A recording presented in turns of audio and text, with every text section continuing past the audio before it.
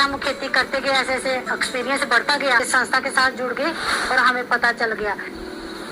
जब व्यक्ति ईमानदारी से मेहनत करता है तो ईश्वर भी उसका साथ देते हैं, और राधिका जी के साथ भी कुछ ऐसा ही संयोग हुआ।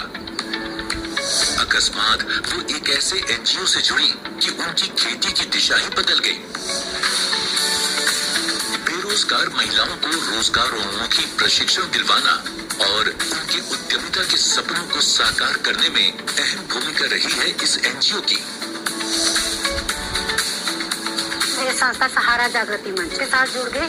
उसने हमें थोड़ी ट्रेनिंग दी कि ये एक नहीं है कि कम जगह में आप ज्यादा उपज कर सकते हो, और इनके साथ हमने जुड़ के और हमने 7 गांव की महिलाओं को जोड़ा मैंने साथ, और उनको प्रेरित किया कि आप इसके साथ जुड़ो और हम घर बैठे कोई 4 पैसे कमाएंगे, कुछ करेंगे तो 4 पैसे आएंगे।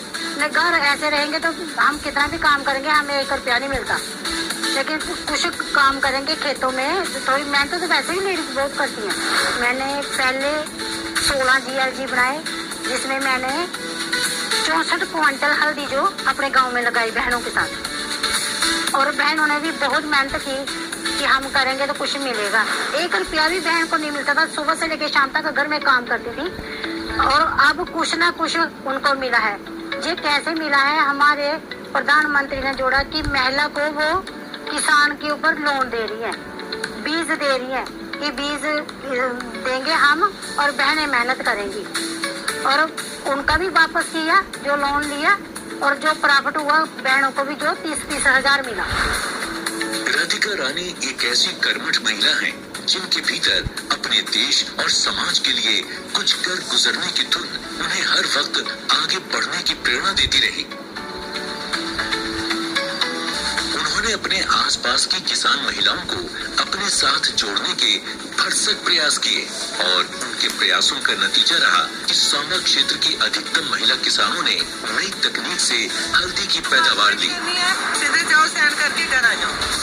सहारा जागृति मंच वालों ने जब हमें हल्दी दी तो पहले उन्होंने हमें 2-2 केजी हल्दी दी कि उन्होंने देखा कि इधर हल्दी की खेती होगी भी कि नहीं।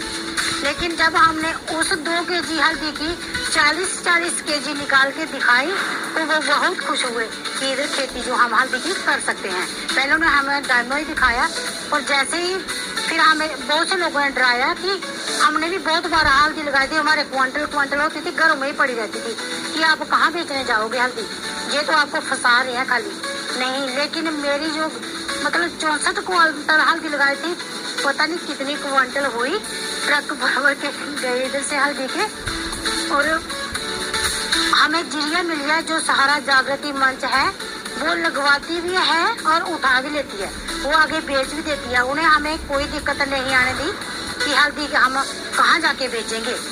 उन्होंने पूरा हमारे साधन बनाए हुए हैं, पैकिंग तक पाउडर के, मतलब ये जैम वगैरह बन रहा है इसका, बहुत उन्होंने हमें सपोर्ट किया है, और कैसे कैसे परचेज करनी है हमें पूरा बताया है उन्होंने, और हमारा बहुत अच्छा जो कार्य चल रहा है इसका।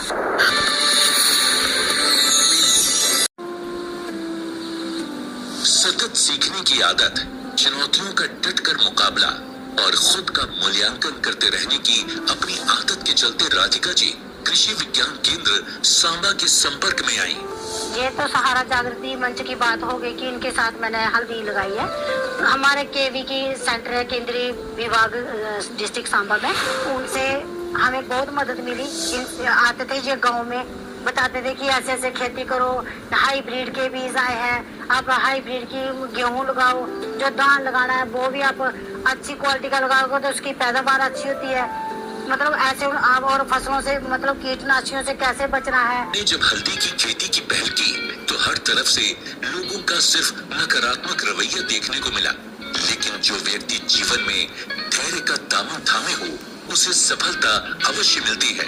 अपने प्रयासों पर विश्वास और साथ साथ ईश्वर पर पूरा भरोसा, इस मंत्र को ध्येय बनाकर राधिका जी अपने प्रयासों में डटी रहीं।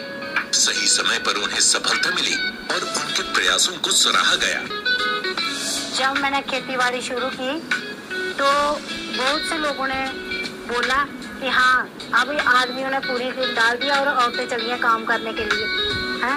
और बोलने लगे कि जो हर दिखा ये लोन ले रहे हैं और लेडीज के नाम पे ले रहे हैं, ले जाएंगे इनको लूट लाट के और इनको कुछ नहीं मिलेगा, फंसा देंगे ऐसे ही।